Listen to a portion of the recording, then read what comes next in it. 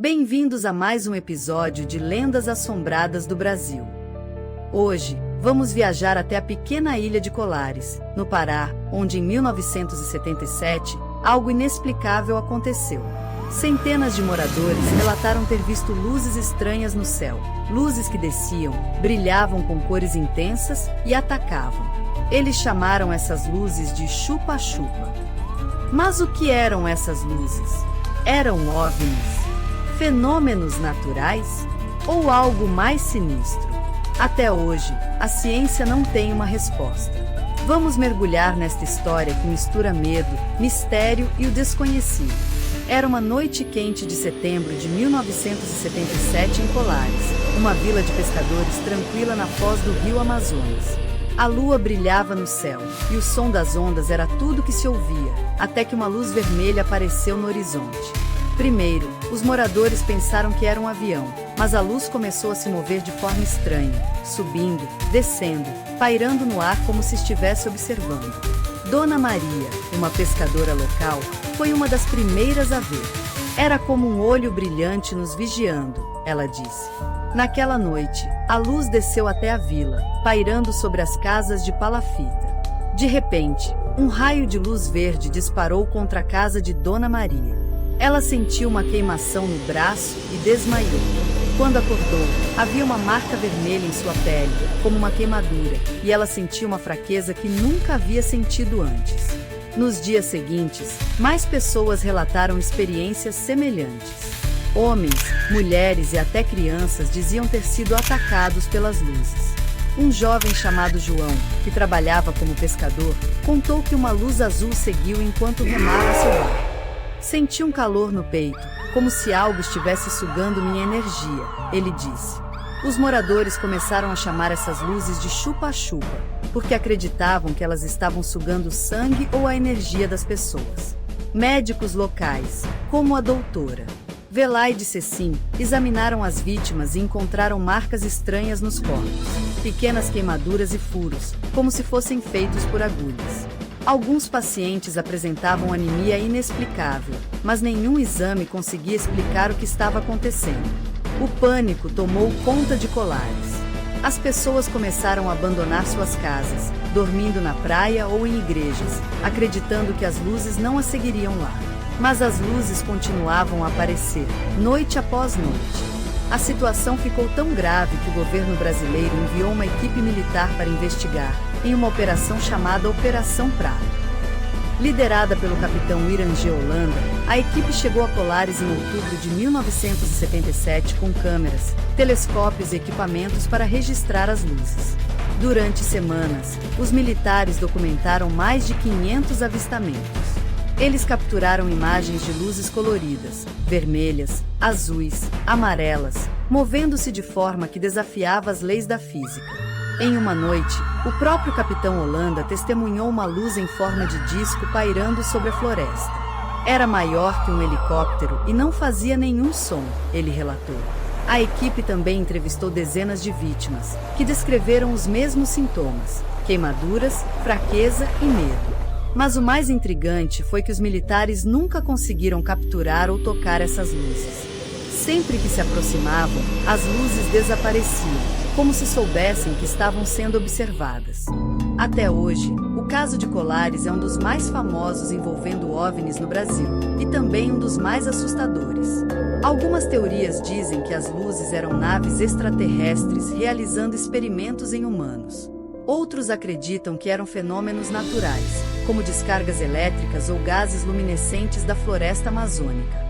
Há quem diga que as luzes eram parte de um experimento militar secreto, talvez até dos Estados Unidos, testando armas de energia na Amazônia. Mas nenhuma dessas teorias foi comprovada. O que sabemos é que os moradores de Colares viveram meses de terror, e muitos nunca se recuperaram completamente. A DRA Velaide, que tratou as vítimas, disse: "Eu vi o medo nos olhos deles. Não era imaginação. Algo real aconteceu aqui." O mistério das luzes de Colares permanece sem solução. Até hoje, os arquivos da Operação Prato estão guardados, e o governo brasileiro nunca deu uma explicação oficial. Algumas pessoas em Colares ainda dizem que as luzes voltam de tempos em tempos, especialmente em noites sem lua. Será que eram visitantes de outro mundo? Ou apenas um fenômeno que a ciência ainda não entende? O que você acha? Deixe sua opinião nos comentários e inscreva-se para mais histórias assombradas do Brasil. Até a próxima! A Maldição do Teatro Amazonas. Bem-vindos a mais um episódio de Lendas Assombradas do Brasil. Hoje, vamos explorar um dos lugares mais icônicos do Brasil, o Teatro Amazonas, em Manaus. Construído em 1896, no coração da Amazônia, este teatro é um símbolo de luxo e cultura. Mas por trás de sua beleza, há uma história sombria. Dizem que o Teatro Amazonas foi construído sobre um antigo cemitério indígena e que uma maldição paira sobre ele.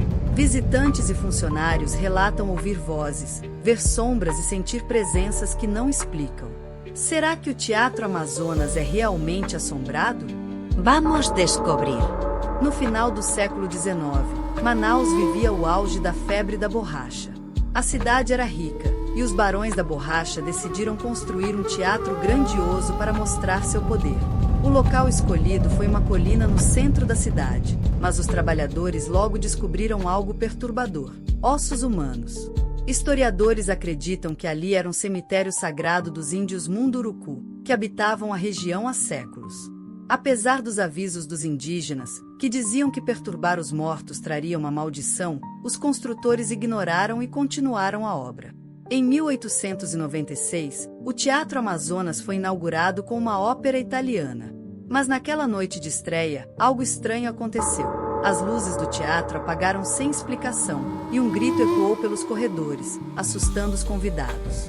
Nos anos seguintes, relatos de fenômenos estranhos começaram a surgir. Uma das primeiras histórias foi de Dona Clara, uma soprano italiana que se apresentou no teatro em 1901.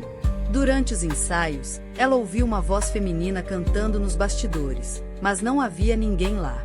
Na noite do espetáculo, Dona Clara sentiu um frio intenso no palco e viu uma sombra vestida de branco passar por ela.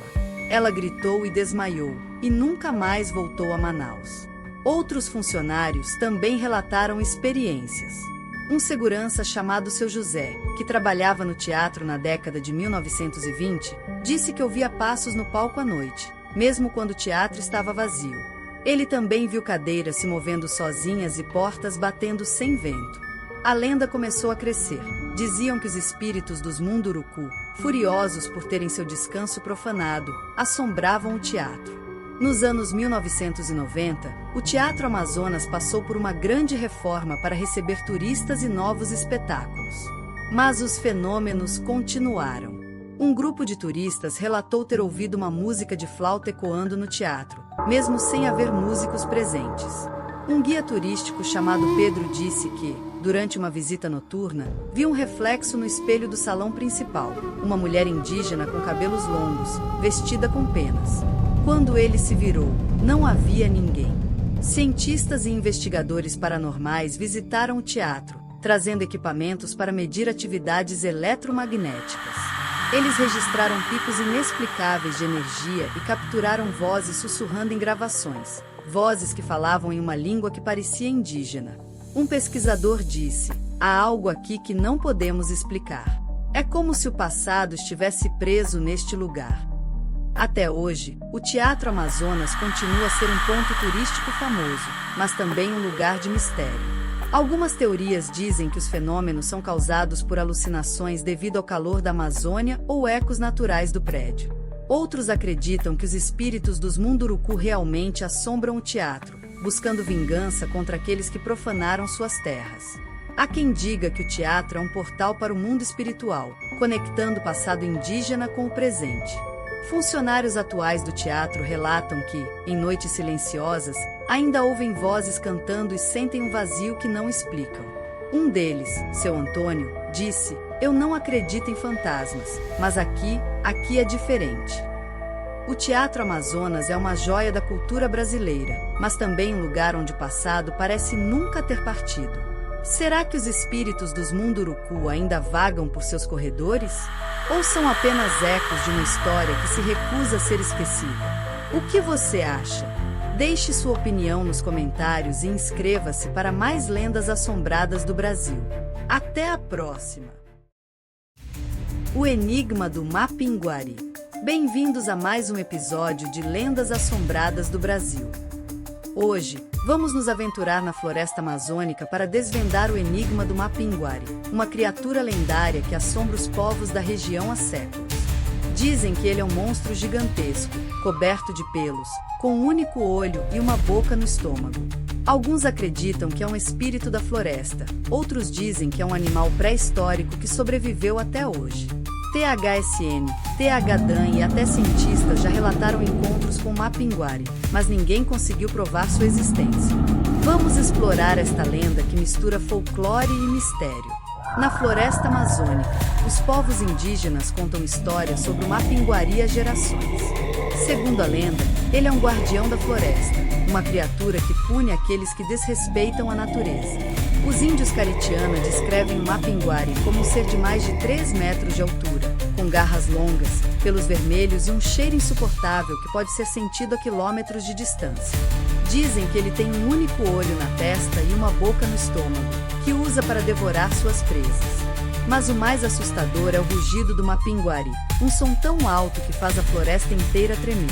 Os indígenas acreditam que ele é um espírito vingador, mas há quem diga que ele é um animal real, talvez um descendente de um bicho preguiça gigante que viveu na Amazônia há milhares de anos. Nos últimos 100 anos, dezenas de pessoas relataram encontros com o Mapinguari. Um dos casos mais famosos aconteceu em 1930, quando um caçador chamado Raimundo Silva estava explorando a floresta perto de Rio Branco, no Acre.